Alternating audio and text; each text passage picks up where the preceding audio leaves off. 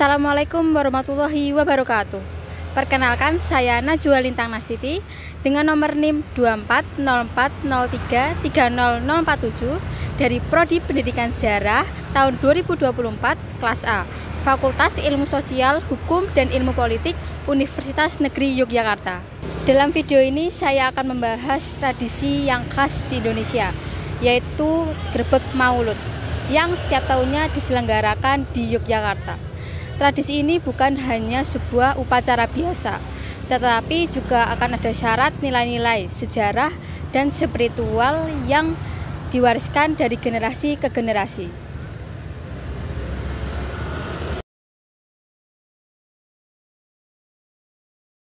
Pada kesempatan ini kita akan fokus lebih spesifik pada salah satu bagian yang tak terpisahkan dari Grebeg Maulud, yaitu Bergodo Patangpuluh. Bergodo ini merupakan pasukan Keraton Yogyakarta yang memainkan peran penting dalam prosesi, sekaligus menggambarkan kekuatan dan kehebatan di Keraton Yogyakarta. Mari kita eksplorasi lebih dalam mengenai peran dan makna Bergodo Patangpuluh yang merupakan salah satu prajurit dari Keraton Yogyakarta.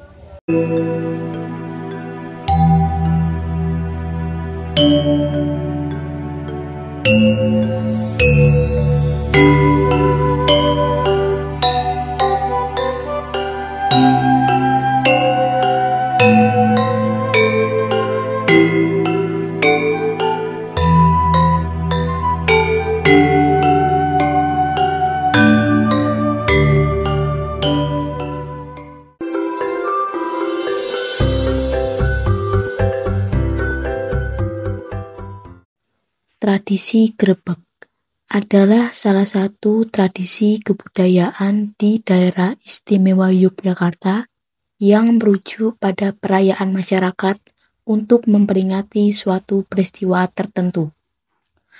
Upacara Grebeg berasal dari kata grebe dan gerbeg. Grebeg dalam bahasa Jawa bermakna suara angin. Kata dalam bahasa Jawa anggrebeg mengandung makna menggiring raja, pembesar, atau pengantin.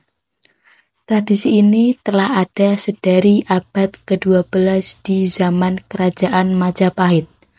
Tradisi ini kemudian dibalut dengan ritual Islam oleh Sunan Kalijaga, seiring dengan penguasaan Kerajaan Demak dalam menyebarkan agama Islam, yang juga masih digunakan oleh para penganut kepercayaan lainnya. Adapun di daerah istimewa Yogyakarta, tradisi ini dilakukan melalui upacara di Keraton Yogyakarta yang diikuti oleh masyarakat, abdi dalam, dan prajurit yang telah dilaksanakan sedari pemerintahan Hamengkubuwono pertama untuk memelihara kebudayaan serta menunjukkan status Islam.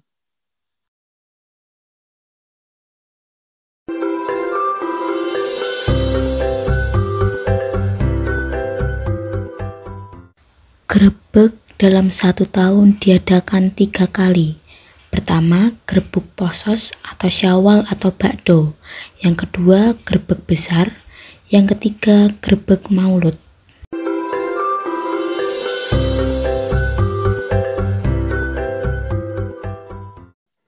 Grebeg Maulud adalah acara tradisi budaya yang sudah ratusan tahun dilaksanakan di Keraton Yogyakarta. Tradisi budaya ini bertepatan untuk memperingati hari kelahiran Nabi Muhammad SAW yang diadakan tanggal 12 Rabiul Awal. Maknanya supaya lebih dikenal masyarakat, terlebih agama Islam atau Muslim. Bedanya Grebeg Maulud dengan grebeg lain yaitu mengambil filosofi agama Islam yang lebih ke masyarakat. Sebagai orang Muslim sangat penting karena menyangkut hubungan manusia dengan Allah Subhanahu wa Ta'ala.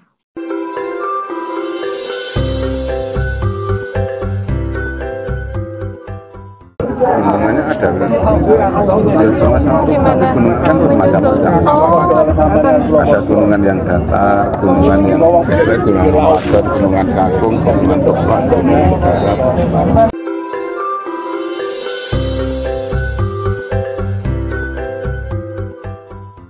ada 4 tempat. Satu gunungan nanti ke Kepatian atau Pakualaman yang jalan itu, terus satu di kantor gubernuran, satu di sini, dan yang satu tinggal Kanoman. Kalau yang buat umum itu tempat-tempatnya buat umum atau Di sana saya rasa semua. Cuma yang sekarang sudah dibagikan, nggak perlu kan diproyek.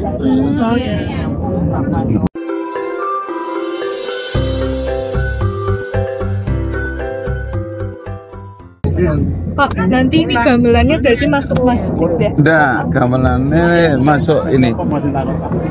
Kayaknya ini pasar ini. Yang masuk masjid yang gunungan itu. Kemarin sudah di Besrinya itu. Tapi enggak tahu ya kalau ada skenario berubah. Ini kan gamelan baru pertama kali dikirap untuk berbang. Dulu-dulunya belum, ini baru pertama kali tahun ini.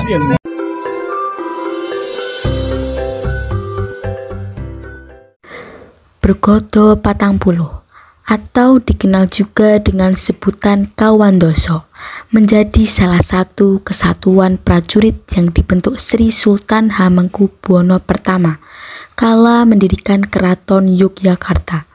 Kesatuan ini merupakan peninggalan dari Mataram Pra-Palihan Nagari. Meski dinamakan Patangpuluh yang memiliki arti harfiah 40, namun penamaan kesatuan ini tidak berkaitan dengan jumlah anggota bergodonya. Babad Ngayogyakarta menarasikan kesatuan ini berjumlah 80 orang yang bersenjatakan senapan api dan tombak.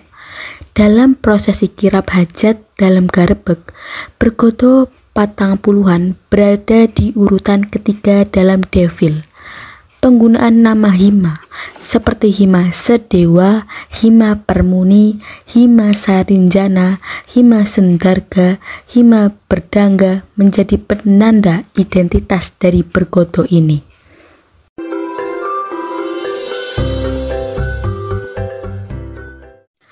Bergodo Patangpuluh memiliki pimpinan tinggi yang disebut dengan Manggolo Yudo atau komandan atau kumendam. Sebutan lengkapnya adalah Komandan Wadana Hageng Prajurit. Manggolo Yudo bertugas mengawasi dan bertanggung jawab penuh atas keseluruhan pasukan. Ia dibantu oleh seorang pandego atau kapten perintah. Dengan sebutan lengkapnya Bupati Enem Wadana Prajurit yang bertugas menyiapkan pasukan. Setiap pasukan atau bergodo dipimpin oleh perwira berpangkat kapten. Pandego didampingi oleh perwira yang disebut panji atau lurah. Perwira ini bertugas mengatur dan memerintah keseluruhan prajurit dalam bergodo. Setiap panji didampingi oleh seorang wakil panji. Sementara itu, raga-rugu dalam setiap bergodo dipimpin oleh seorang bintara berpangkat sersan.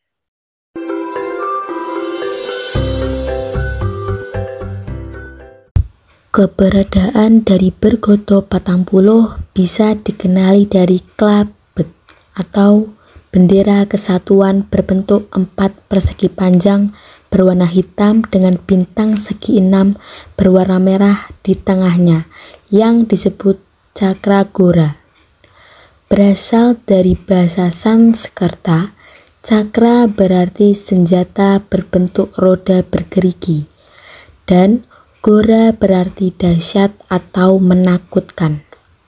Panji ini memiliki makna kekuatan yang luar biasa, selaras dengan kemampuan bergodo Patangpuluh yang selalu menjadi andalan saat pertempuran.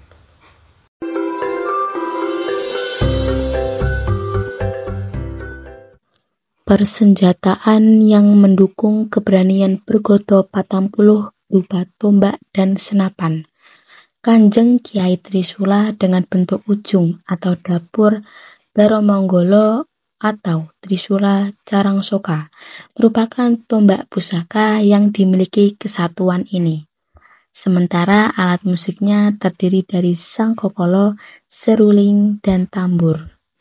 Peralatan ini dipegang oleh 5 orang prajurit unggal-unggal yang terdiri dari M. Hima Berdonggo memegang sangkokolo, M. Hima Pengrawit dan M. Hima Permuni memegang suling, serta Hima Tengoro memegang tambur.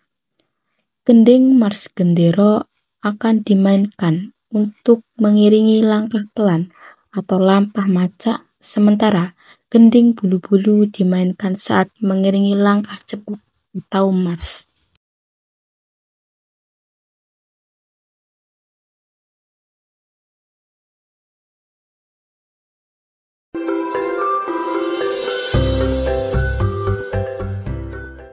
Bergoto Patang Puluh mengenakan busana kebesaran berupa singkepan lurik khas Patang Puluhan dengan dalaman berwarna merah. Corak yang bermakna kesetiaan terhadap raja ini dikenakan oleh lurah parentah maupun untuk prajurit jajar. Singkepan lurik dipadukan dengan celana panjang putih dengan pelapis luar berwarna merah. Pada bagian depannya ditutup dengan plesir celana atau sayak berbentuk setengah lonjong. Aksesoris pelengkap dari Bergoto Patang Puluh berupa destar wulung, sumpingan, lontong cinde atau untuk prajurit dengan pangkat tinggi, lontong merah polos atau untuk prajurit dengan pangkat rendah, bara cinde, kamus berwarna hitam, timang, selempang dada atau endong merah, songkok tinggi, atau bagi yang berpangkat tinggi dihiasi lace emas berwarna hitam, dan sepatu lars hitam.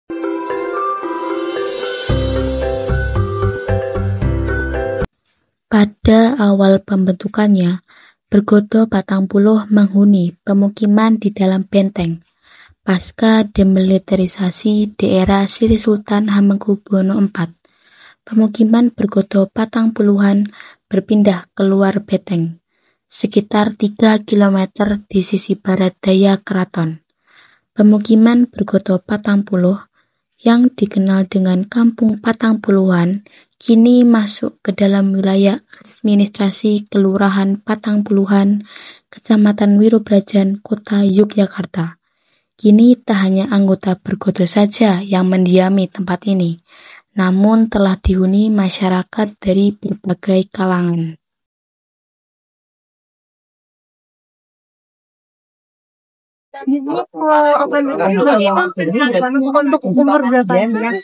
Kalau minimal kalau tidak salah 17 atau berapa minimal. Semoga penjelasan ini dapat menambah wawasan kita tentang keberagaman budaya di Indonesia yang kaya dan penuh makna. Mari kita lestarikan tradisi-tradisi ini sebagai warisan bangsa yang tak ternilai harganya. Maaf jika ada kesalahan atau kurangnya dalam pembuatan video ini dan mohon dimaklumi. Terima kasih telah menyaksikan, sampai jumpa di kesempatan berikutnya. Wassalamualaikum warahmatullahi wabarakatuh.